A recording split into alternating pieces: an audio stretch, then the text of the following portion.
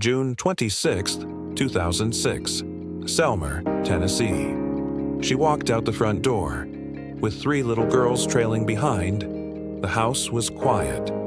Too quiet, because inside, their father was dead. Her hands shook on the steering wheel. The road blurred through her tears. The girls didn't know. Not yet. They just wanted breakfast. The gun was still in the house, the blood still fresh on the floor. And Mary Winkler was running. What had pushed her to do it? Why didn't she call for help? Was she a monster? Or just broken? This really happened. You can find the facts yourself. Subscribe to @Unbelievable True Story, because sometimes the quietest homes hold the loudest secrets, and the next story might be one you never forget.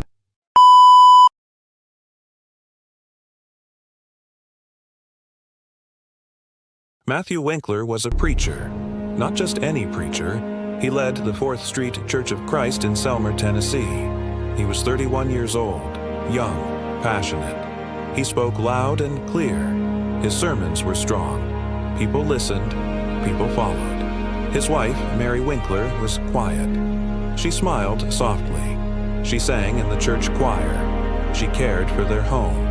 And she loved their 3 daughters, Patricia, Mary Alice, and Brianna. People called them the perfect Christian family. Always in church, always together, always polite, but perfect families can have hidden cracks, and behind their white picket fence, something dark was growing. Mary had secrets, painful ones.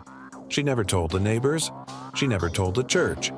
But later she said her husband wasn't the man they thought he was. She said he was controlling, that he yelled, that he hurt her, that she lived in fear, but no one knew, not then. On the night of March 21st, 2006, everything changed. Mary said they argued, again, about money, about parenting, about her mistakes. She said he had pushed her too far, too many times, and that night, she snapped. Sometime after he went to bed, she went to the closet. She took out a shotgun. She walked into the bedroom, her hands shaking, her heart racing. And then, she pulled the trigger. Matthew was shot in the back. He died almost instantly. No screams, no calls for help, just silence. Then she woke up the children. She packed the car and drove away. 3 little girls, asleep in the back seat, their father's body lying cold behind them. For over 24 hours, no one knew where they were, until the next day, March 23, 2006, when Mary was found. In Orange Beach, Alabama, nearly 400 miles away. She was arrested. Her daughters were safe. And suddenly, the truth began to unfold. Why did she run? Why did she kill? Was it fear or something darker? This is a real story. Every detail verified. You can find it yourself.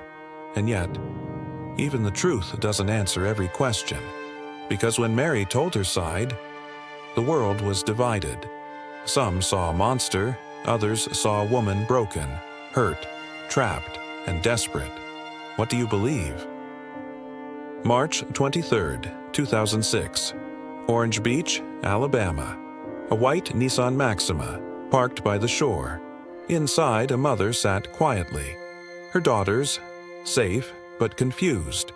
Police surrounded the vehicle, guns ready, voices raised. But Mary Winkler didn't run. She didn't scream. She stepped out, calm. She looked tired, worn, empty. They took her in, questioned her for hours, and then she spoke. "I did it," she said. "I shot my husband." The officers froze. She didn't deny it. She didn't blame anyone else. She said she was sorry. But when they asked why, her voice cracked. She said Matthew had been abusing her, that for years she lived in fear and silence, that he yelled, that he pushed her, that he forced her to do things she didn't want to. She said he was a different man at home, controlling, cruel, demanding. And the night she shot him, She claimed it wasn't planned. She just wanted to talk, just to get his attention. She didn't mean to kill him, but the gun went off, and Matthew never got up again. The country was shocked. A pastor, killed by his wife, a woman of faith, a mother, a church singer. Could it be true? Was she a cold-blooded killer? Or was she telling the truth? Was she a victim? Finally pushed too far? Police searched their home, looked for signs of abuse. They found almost nothing. No bruises, no medical records, no police calls, just Mary's word, and the memory of a man who could no longer defend himself. June 2007. The trial began. Mary Winkler stood before the court, not as a grieving widow, not as a victim, but as a defendant. She faced a murder charge, a possible life sentence, but her lawyers told the jury the truth. At least, Mary's truth. They said she had suffered emotional and physical abuse. They said Matthew shamed her, threatened her, controlled her every move. They said she felt trapped, terrified, alone, and finally, she broke. The courtroom was silent. People wept. Some shook their heads. Others couldn't believe what they heard. The prosecution argued she planned it, that she lied, that there was no real proof of abuse. But the jury saw something else. After days of testimony, they made their decision. Mary Winkler was found guilty of voluntary manslaughter, not murder. She was sentenced to 210 days, but she served only 67 days in jail. And then, some time in a mental health facility. Less than a year after pulling the trigger, she walked free. This is a real story. Every fact you hear is public. You can check it yourself. If real-life mysteries leave you breathless, subscribe now to An Unbelievable True Story, because the next truth we uncover might hit even closer to home. The courtroom was still. Mary Winkler didn't cry. She didn't smile either. She was free, but not really. The world outside was waiting, with questions, with anger, with confusion. How could a woman kill her husband and serve just 67 days behind bars? Was that justice? Was it mercy? Or was something broken in the system? People all over the country were divided. Some believed her. They saw a woman who had been abused, torn apart inside, beaten down for years, until she snapped. Others saw a killer, a woman who lied, who made excuses, who got away with murder. They said there was no proof, no bruises, no police reports. Why hadn't she left? Why hadn't she asked for help? Why did she take his life instead of her children and run? So many questions, and no clear answers. Back in Selmer, Matthew Winkler was buried. The church mourned. His family was shattered. His 3 daughters left without a father, left with a mother who had killed him. And now, a new battle began, the custody battle. Matthew's parents wanted the girls. They said it wasn't safe with Mary. They said she was unstable. But Mary, she wanted her children back. She said they were all she had left. The case went to court. Again, more pain, more fighting. In the end, the judge gave her supervised visits. Then, over time, she was allowed to have them. Yes, Mary Winkler, the woman who shot their father, eventually regained custody of her daughters, and just like that, she started a new life. She moved to Tennessee, found a small home, got a job at a dry cleaner. She kept to herself, quiet. Her name stayed in the news for a while, then slowly faded. No book deals, no interviews for years, just silence. But in 2007, right after her release, she appeared on the Oprah Winfrey Show. She sat in front of millions, looking nervous, thin, broken. She told her story again, soft voice, tears in her eyes. She said, he wasn't who everyone thought he was. She said she still loved him, but that she had been afraid. The audience listened. Some cried, some were still angry, because even with all her words, the question still echoed. Was it self-defense or cold-blooded murder? And that question still haunts people today. After the trial, after the confession, after the headlines faded, there were still unanswered questions. Why did Mary Winkler really do it? What pushed her over the edge? What was hiding beneath the surface? That night in March 2006, during the investigation, police found something strange. Papers, bank records, letters, and a word kept coming up: money. It turned out the Winklers were in trouble. Their bank account was overdrawn. Bills were stacking up. Credit cards were maxed out. And Mary had been caught in a check-kiting scam. She had been writing bad checks, trying to buy time, trying to cover debts with fake funds. She told the court she was being scammed by a company promising to fix their credit, but instead she gave them personal information and ended up committing fraud without fully knowing it, or so she claimed.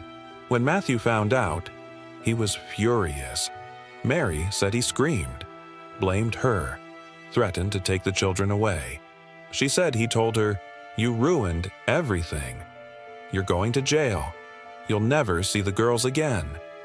And that's when she felt the world collapse. She didn't see a way out.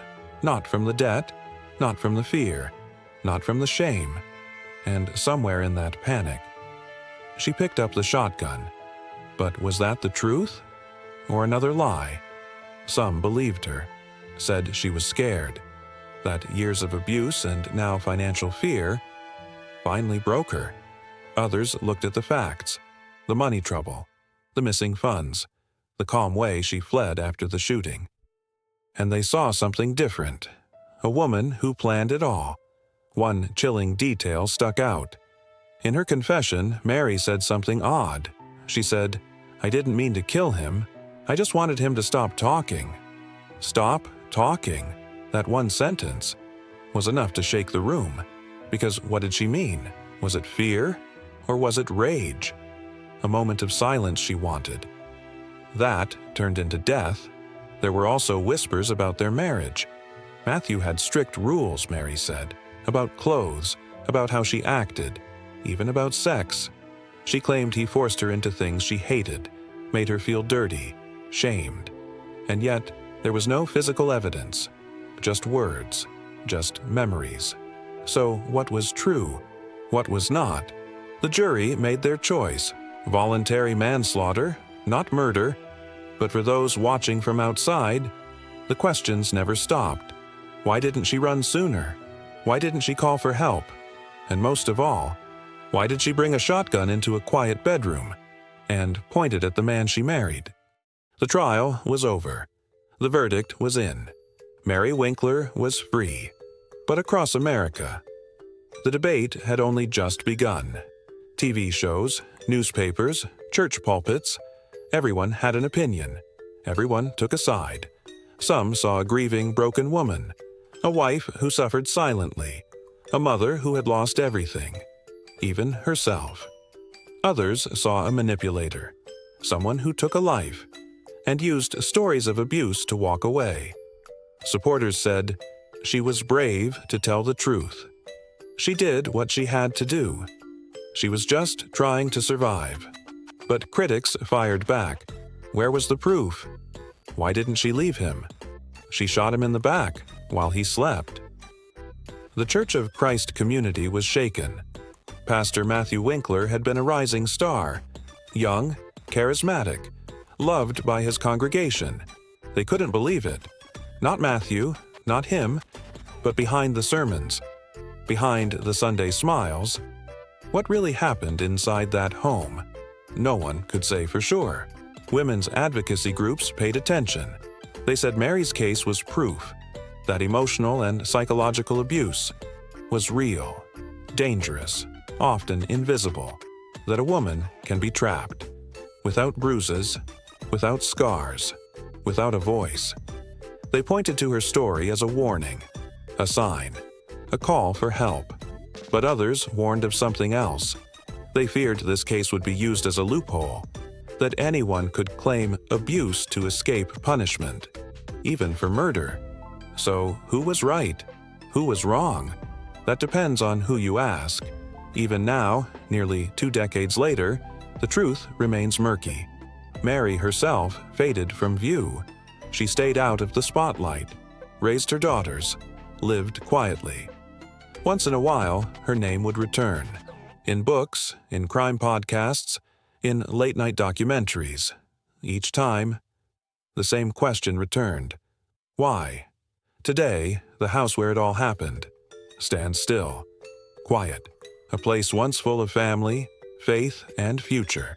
Now just a shadow. Of something lost, of something we may never fully understand. This is not fiction. This is a real story. Every detail you've heard is public. You can check it all for yourself.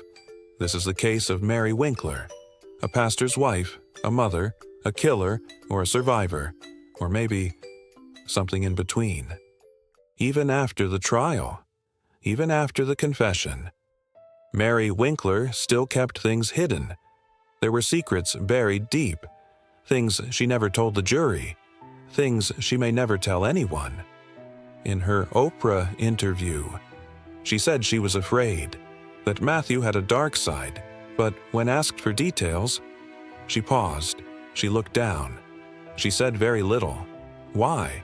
Was she protecting him, even in death? Or was she protecting herself? Police reports showed no history of abuse, no 911 calls, no hospital visits, no neighbor complaints. Just silence, year after year.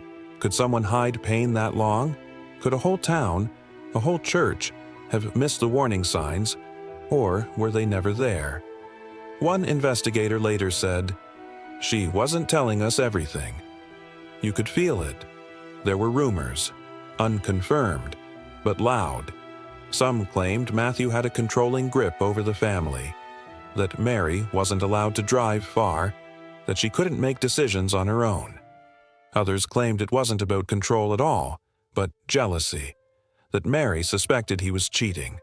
No proof, just whispers. But sometimes, whispers hold a piece of the truth. And there was the shotgun. Why that gun? Why that night? She claimed she just wanted to talk, that she brought the weapon to get his attention. But even her own defense team admitted she pointed it at him. She pulled the trigger. No warning, no words, just silence.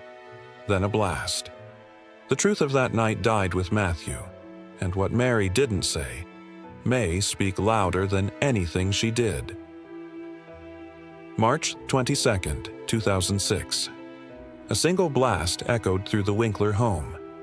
Then, silence. What happened next? Still puzzles investigators to this day. Mary said she stood there, frozen, in shock. She watched Matthew fall, face down, motionless. Blood began to spread across the bed, the same bed where they once held hands, said prayers, whispered dreams. Now it was a crime scene. But what she did next changed everything. She didn't call 911. She didn't scream for help. She gathered her daughters, packed a few bags, and drove away. Just like that. Why? She said she was scared, that her daughters would be taken, that no one would believe her. She drove for over 24 hours, across 3 states, until she was found, in Orange Beach, Alabama, with her 3 little girls, sitting in a rented beach cabin, like nothing had happened. When the police knocked on the door, Mary didn't run. She didn't fight. She simply opened it and said, "I've been waiting for you." Inside the van they found notes, personal writings, letters never mailed, thoughts never spoken aloud. One read, "I'm sorry. I tried. I did. I'm just tired."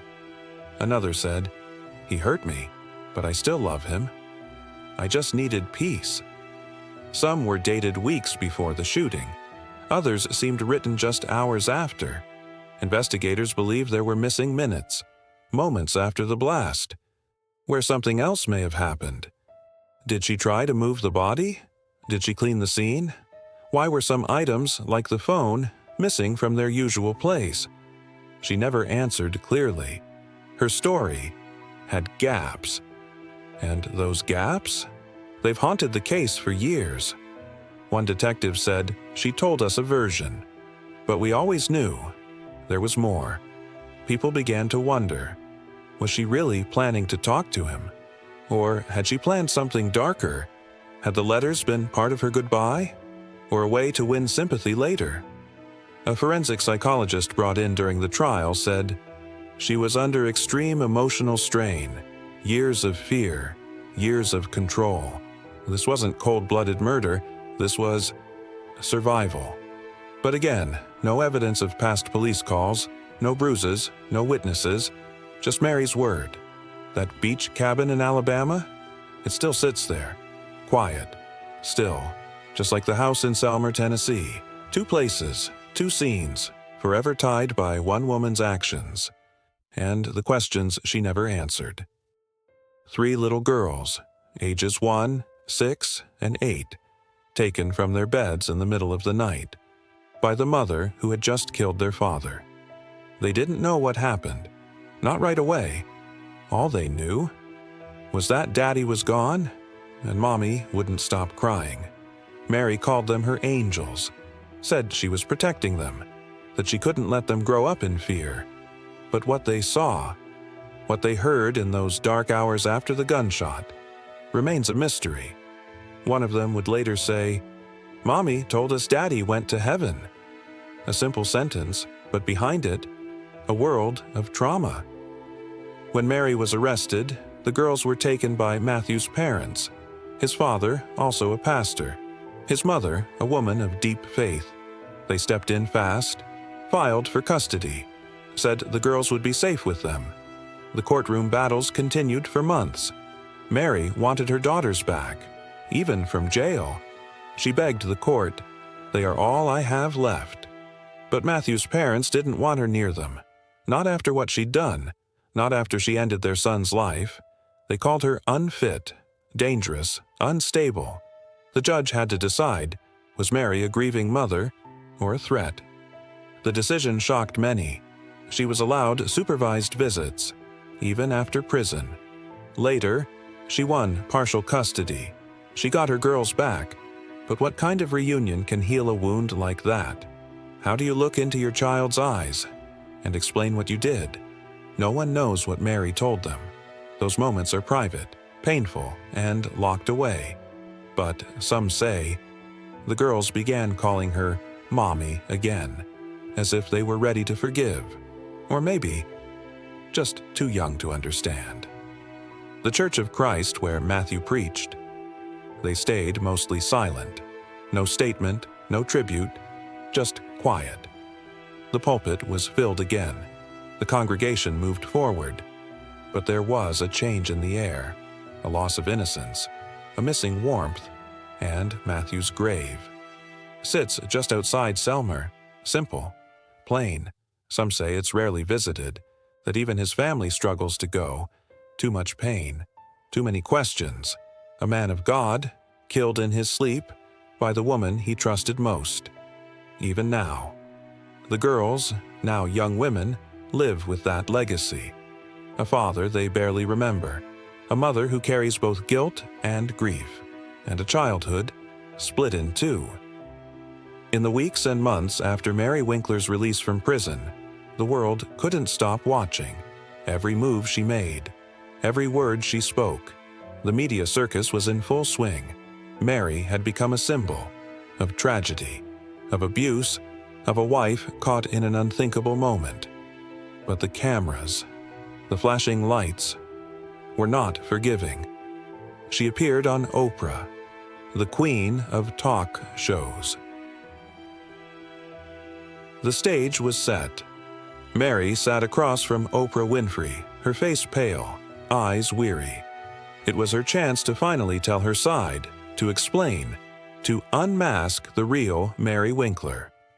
Oprah asked the tough questions. Why did you pull the trigger? What happened in the days leading up to the shooting? Mary's voice was quiet, faint.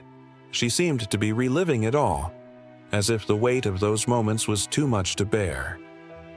I didn't want to hurt him, she said. I just wanted him to listen, to hear me, but I couldn't make him stop. But the interview wasn't just about what Mary said. It was about what wasn't said, the questions she avoided, the moments she held back. When Oprah probed about the darker parts of her marriage, the alleged abuse, the controlling behavior, Mary became still. She looked away. She spoke in a low voice. I couldn't leave, she said. There was no way out. But Oprah pushed harder. Why did you stay? Why not leave when it got bad? Mary paused. She looked down. I didn't know how, she whispered. I didn't know what he would do if I tried. The public responded. Supporters flooded social media with messages of compassion. She was a victim too. She didn't have a choice. But there were those who doubted her story. Some believed the interview was just a performance, a carefully crafted narrative to make her seem like a woman pushed to the edge, not a killer. The debate raged on. How much of Mary's story was true? How much was a carefully constructed mask? Critics questioned the media's role in shaping her image. Had Oprah gone too easy on her?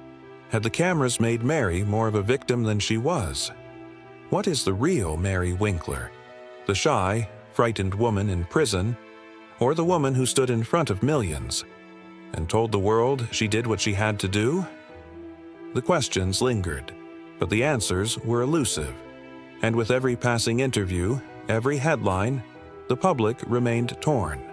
Some saw Mary as a survivor. Others saw her as a woman who used her trauma to get away with murder. Behind the media attention, though, there was a mother trying to rebuild her life, trying to heal her family, trying to raise daughters who would never know the truth. And still, she remained haunted by the silence of that night, by the shot that changed everything. Years after the shooting, Mary Winkler's life still hung in the balance. Though the trial had ended, though the media frenzy had quieted, there was still something left, something unfinished. In 2011, a final court case emerged, the case that would change everything. This wasn't a case of guilt or innocence, no more questions about whether she was a murderer. This was about her parole. Mary had served her time. She had been convicted of voluntary manslaughter. But after less than 7 years in prison and a stint in a mental health facility, it was time for her to go free. But the court had to decide. Should she be released? Her supporters said yes. She paid for her crime, they argued. She deserves a second chance. Her critics, however, were unforgiving. The crime was still murder, they insisted. No matter the reason, she took a life. And so, in a tense courtroom, the final pieces were put together. Mary's lawyers pointed to her troubled past. They spoke of the abuse she had suffered, the years of control, manipulation, and fear. They painted a picture of a woman broken by her marriage, a woman who had snapped in the worst possible way. But the prosecution wasn't finished. They argued that Mary's actions after the shooting spoke volumes. How she fled with her children, how she didn't call for help, how she seemed to show no remorse in the immediate aftermath. The judge listened carefully. It wasn't an easy decision. Mary had done her time, but how could they ever be sure she wouldn't do it again? And in the end, after months of deliberation, Mary was granted parole. She was freed, a free woman. But there was something the court didn't say, something that lingered long after the gavel came down. The question that still remained, was Mary truly rehabilitated? Had she truly changed? Or had she simply learned how to play the game? In the years since, Mary has remained largely out of the public eye. The media has lost interest. The story faded, like so many others. But those who followed the case knew the truth. Mary Winkler would never be fully free, because no matter how far she ran, The shadow of that night would follow her forever. Time moves forward, but some things never do. Some stories linger, clinging to the soul like an unanswered question. For Mary Winkler, the story has never truly ended. Not in the way she hoped, not in the way she tried to rebuild her life after prison, not in the eyes of her daughters, and certainly not in the eyes of the world. Her story will always be tied to that single, violent moment. The night she took Matthew Winkler's life. The night she forever altered her children's future. The night that left an entire town in disbelief. What's left now? What's left after all the media coverage, all the courtrooms, all the interviews? It's a legacy of shattered trust, a broken family, a life torn in two. Matthew Winkler's family? They never truly healed. They lost their son, their brother. They couldn't wrap their hearts around what happened. Matthew's father, the pastor, never found peace. He continued to serve his church, but the weight of his son's death never left him. Mary's daughters? They grew up. They became women. But they always carried that scar, that question in their minds. Why? Why did it have to be this way? Some say the girls understood what happened, that they forgave Mary. They loved her in the way children love their mothers, unconditionally. But forgiveness doesn't erase the past. It doesn't change the fact that their father is gone. It doesn't bring back the life they should have had, the family they should have been. And Mary? She's still trying to make sense of it all. She's trying to be the mother she knows she should be. But the guilt lingers, the shame, the endless what-ifs. She's no longer in the spotlight. She's living in relative obscurity, away from the cameras, away from the questions. But in her heart, the pain never fully heals. In the end, Mary Winkler's story is not just about a moment of rage. It's about the consequences of silence, the consequences of living in fear, the consequences of years of pain left unspoken.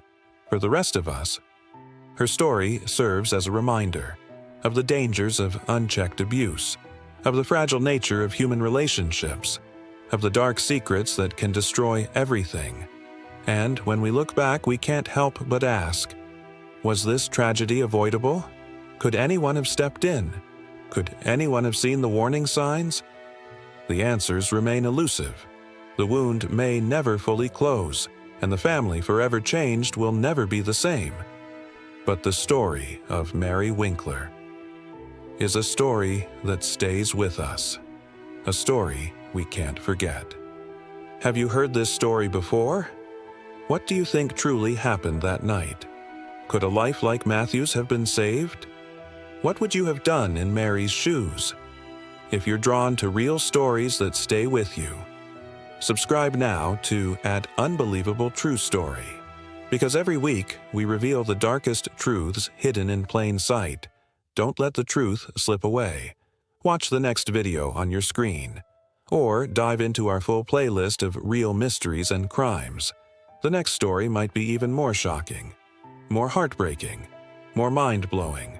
Stay with us, because the truth never rests.